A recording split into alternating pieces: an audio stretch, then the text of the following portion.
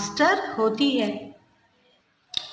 Second, always we wear should clothes clean. तो ये जो वर्ड्स का ग्रुप है इसका कोई सेंस नहीं निकलता, तो इसको हम राइट ऑर्डर में जमा कर इसको मीनिंगफुल सेंटेंस बनाएंगे। We should always wear clean clothes. हमें हमेशा साफ कपड़े पहनना चाहिए। थर्ड सेंटेंस है famous horse Maharana Pratap was Chetak.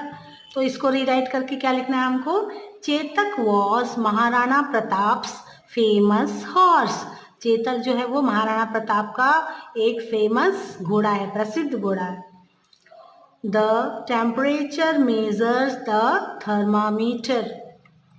तो यहाँ पर क्या लिखेंगे, a thermometer measures the temperature, है ना। हम थर्मामीटर से क्या चेक करते हैं, टेम्परेचर।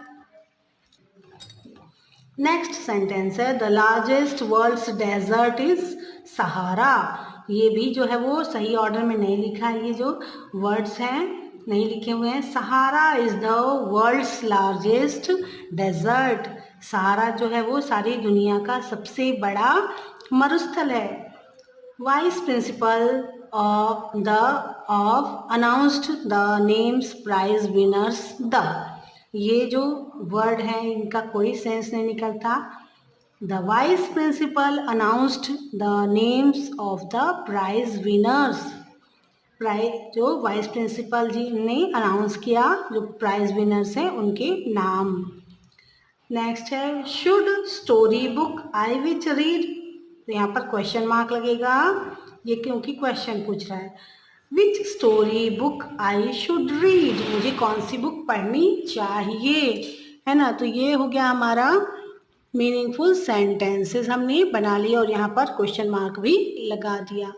नेक्स्ट है हमारा read the lines given below and put full stop where necessary. तो यहाँ पर हमको इस सेंटेंस को पढ़ के जहाँ पर फुल स्टॉप लगाना है, चाहिए ज़रूरी है वहाँ लगाएंगे।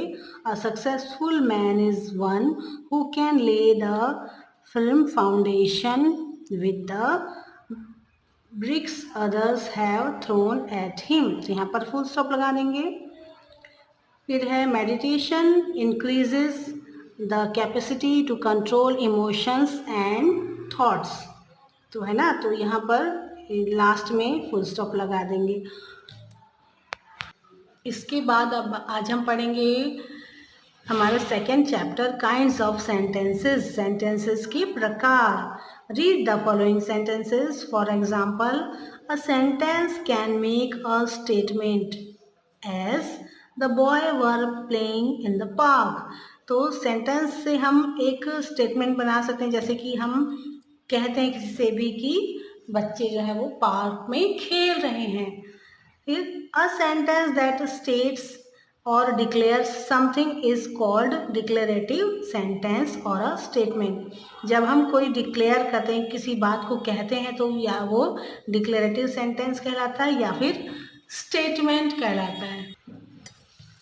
सेकेंड है a sentence can speak a question, जैसे कि who has broken this cap.